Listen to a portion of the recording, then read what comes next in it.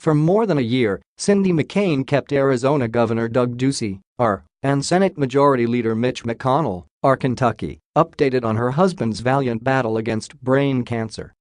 Senator John McCain, R. Arizona, ended that final battle on Saturday, passing away just 4 days before his 82nd birthday, 32 years after winning his first term in the Senate. Now it falls to Ducey to choose McCain's successor.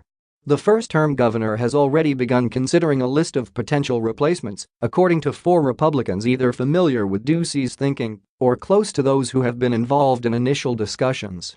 But Ducey, both conscious of McCain's status as one of the nation's most respected statesmen and war heroes and nervous about his own re-election bid this November, has squelched speculation about who might inherit McCain's seat.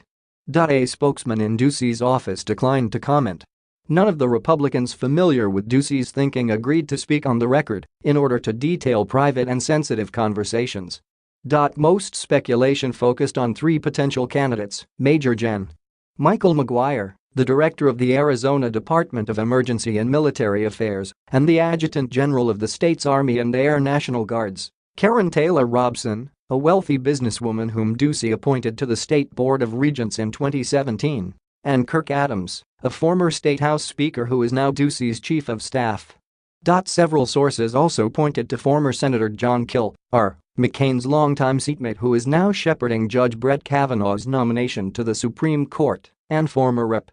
John Shattuck, R., who left Congress in 2011. The New York Times on Sunday added State Treasurer Eileen Klein, R., and Barbara Barrett, a former ambassador to Finland under President George W. Bush. Ducey is said to be acutely aware of what Arizona's conservative activists, those who most closely follow and approve of President Trump, are thinking. Ducey needs those voters for his own re-election bid, and he is likely to consider his own political future, one that would benefit from a close relationship with Trump. Ducey is already close with Vice President Pence.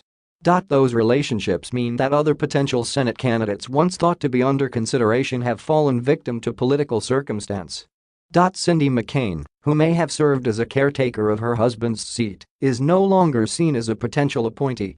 Grant Woods, John McCain's first congressional chief of staff and a candidate long seen as McCain's choice to take his seat, endorsed Hillary Clinton in 2016, likely making him a non-starter with the White House. Several potential candidates who began jockeying for an appointment late last year were so public about their ostensibly private bids that they effectively played themselves out of contention. In a radio interview last year, Ducey said those who were openly lobbying for this position, they've basically disqualified themselves by showing their true character. Republicans close to Ducey interpreted his remarks as chin music meant for Rep. Paul Gosar, R., former Representative Matt Salmon, R., and former State Senator Kelly Ward, R.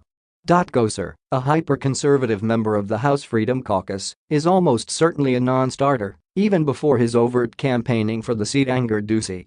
Salmon, now the chief lobbyist for Arizona State University, was seen as indelicate in sending out feelers about the possibility of winning the appointment.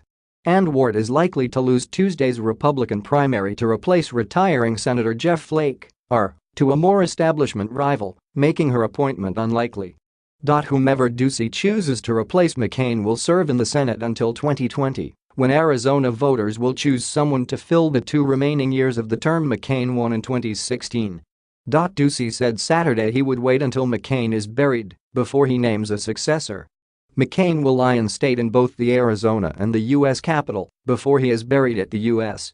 Naval Academy's cemetery in Annapolis, Maryland,